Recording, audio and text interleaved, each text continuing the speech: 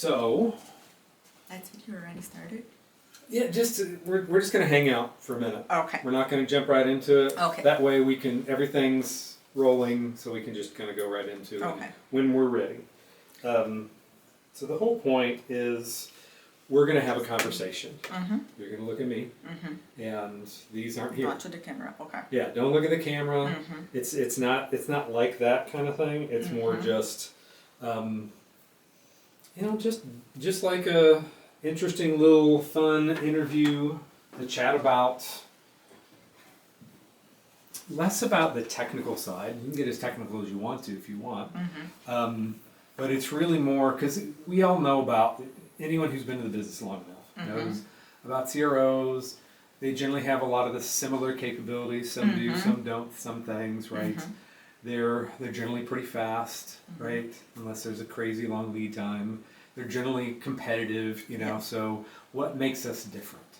Well, it's the conversations, it's the transparency, it's the relationship, it's how we do business and what drives us and what's important to us.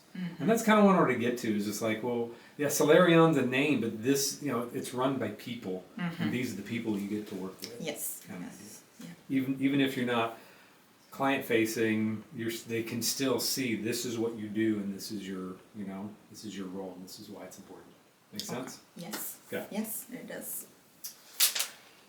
So,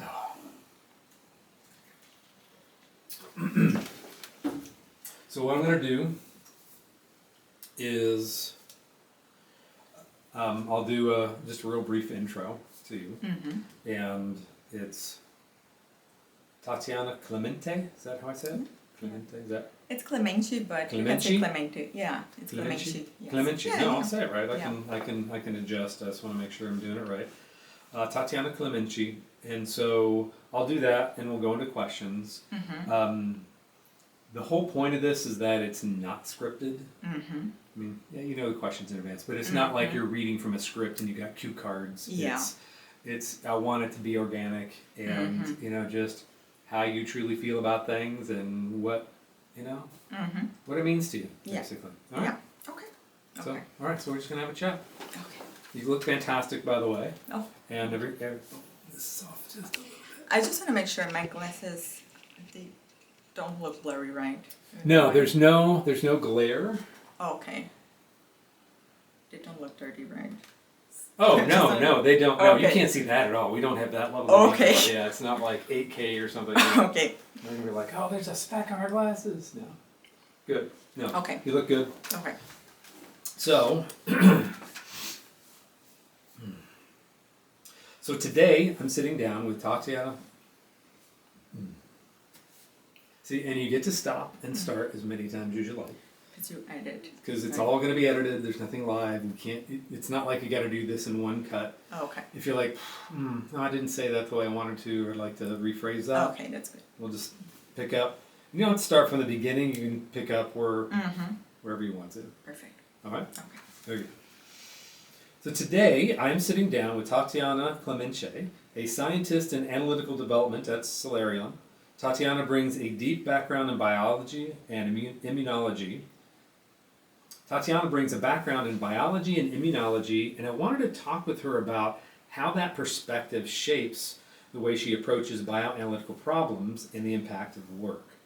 So Tatiana, what is important to you kind of in your life that maybe directly or indirectly connects with the work that you do every day?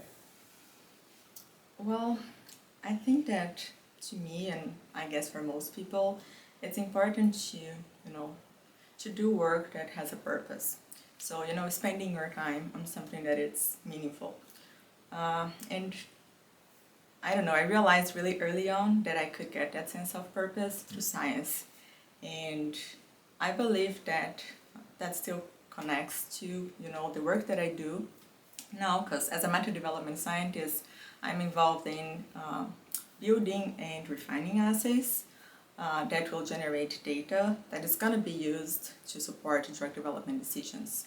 So that's how I see that I'm getting, that sense of purpose. Excellent. And you worked in academic research and now very applied in bioanalytical research. What changed for you when you made that transition? Yeah, so I worked in academic research for several years and I really enjoy it.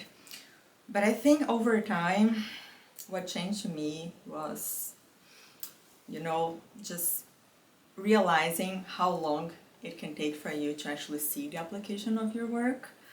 And even though I really value that foundational work, I personally feel more motivated by work that has a more immediate connection, with the work that you're doing on the bench and how it's being used, and that's how I ended up being bioanalysis.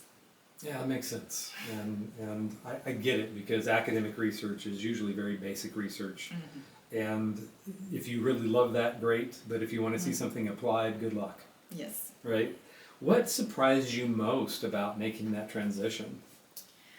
Well, I think that, how flexible we can be at work when it comes to meet our sponsor needs while still maintaining, our standard practices.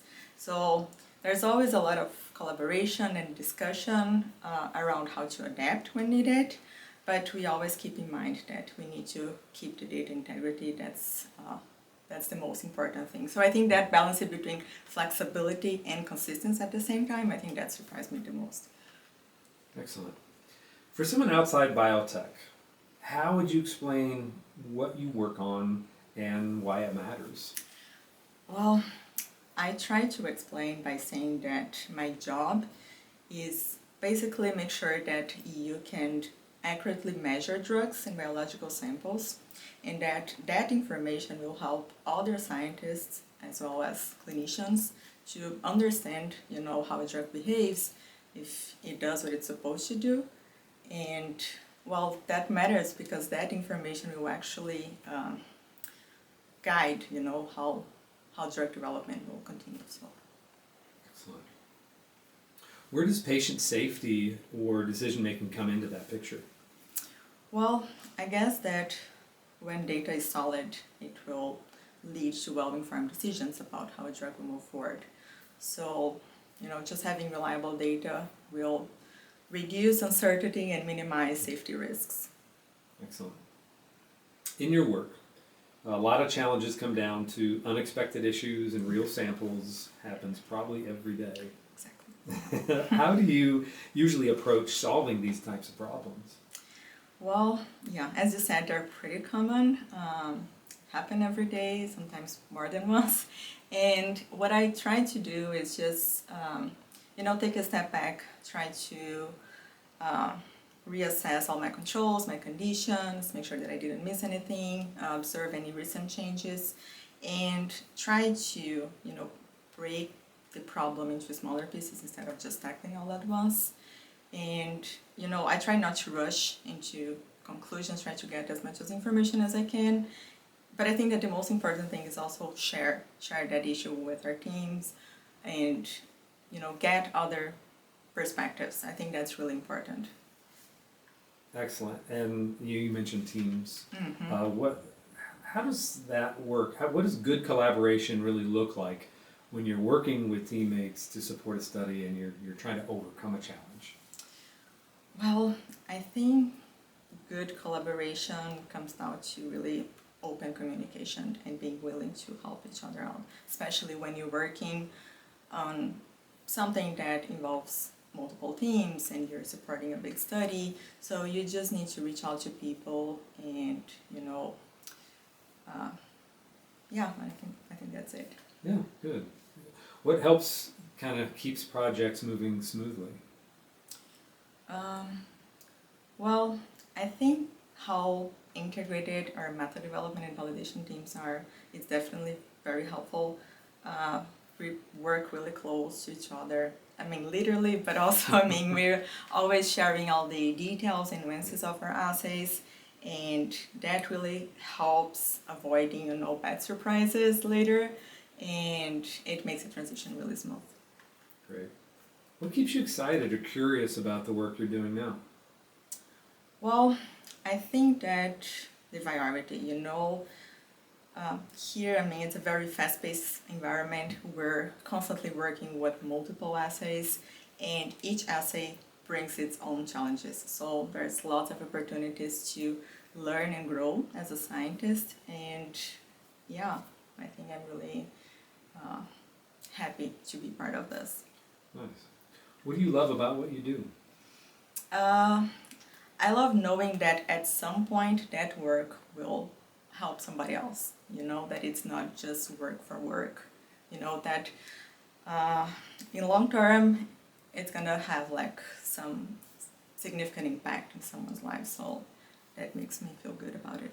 Absolutely. Yeah, when you see that drug being advertised that you worked on and knowing that it's helping many people, it Yes. could touch the lives of hundreds or thousands of people. Yeah, that makes me feel that I'm making a good use of my time. Awesome. Well, Tatiana, Yeah. thanks so much for sharing your story, sharing how you think about the science and the responsibility behind it, and appreciate your unique perspective and what you bring to the work and the care you put into it. Sure, thank you so much. Thanks for having me. A pleasure.